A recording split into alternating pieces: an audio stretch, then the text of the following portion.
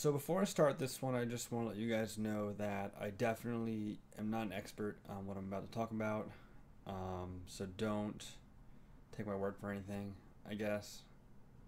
But the book that I just listened to today at work was Beyond Good and Evil by Nietzsche.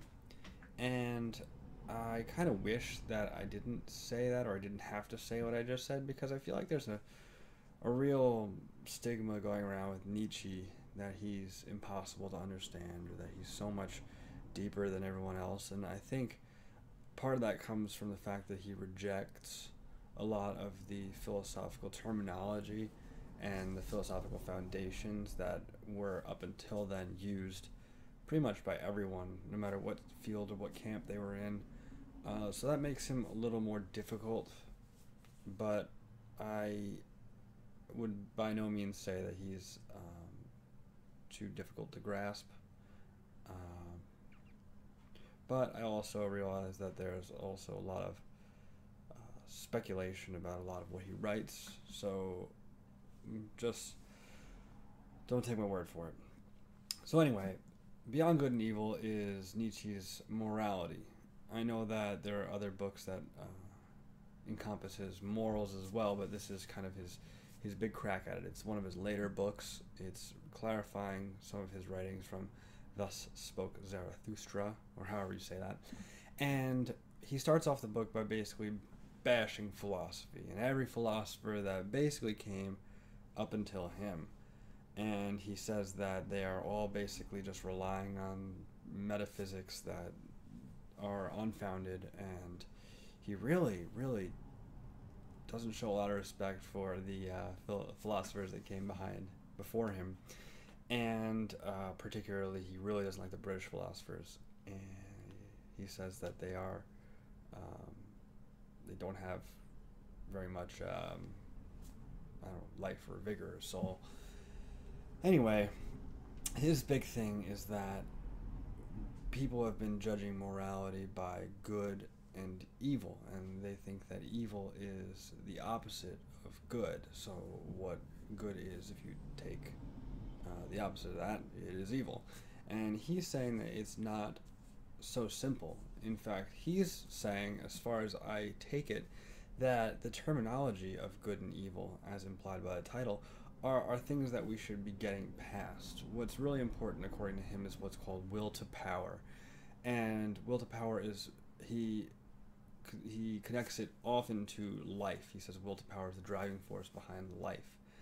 And basically, it is just as it sounds. It is the desire for power. And power, a lot of times, as it seems with him, has to do with being above others, particularly in humanity, being above and being in control. He talks about master and slave morality, and it seems that he is all about the master morality. He's saying that basically you should be exerting power on others. Now, an interesting thing that I gathered from this, and from actually a class that I took on this book a while ago, so that's why I'm a little rusty, is that the what he's saying isn't exactly unique to him, or rather, it's not new. There seems to be a lot of likenesses to Homer, and I know he mentions Homer in this last book of Beyond Good and Evil.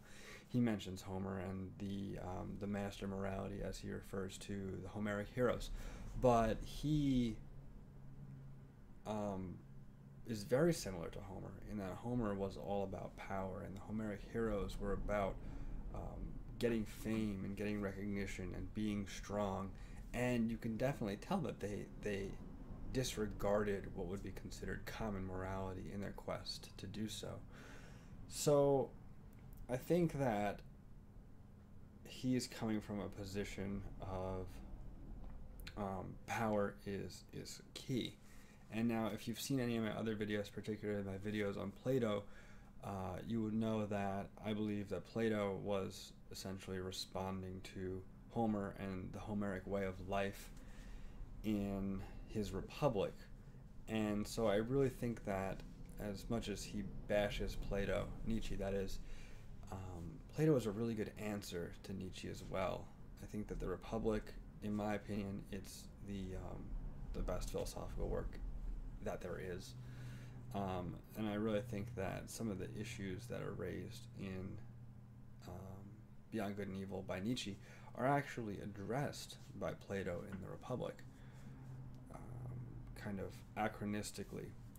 Another thing I really wish is that some of the philosophers he bashed were alive to respond to him. It would have been kind of cool.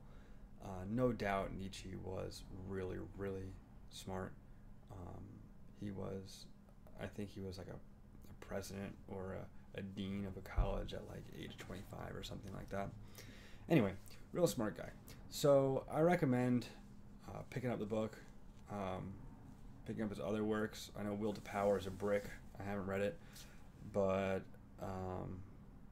he is definitely an important guy to read. He is, in many ways, kind of the channel of where philosophy went after him. He was very, very influential in modern society. So it's important to know kind of where that came from. So I definitely recommend you pick it up, give it a read, and hey, let me know in the comment section if I was wrong about anything, or if you have any questions. I don't know if I can answer them, but I would love to try.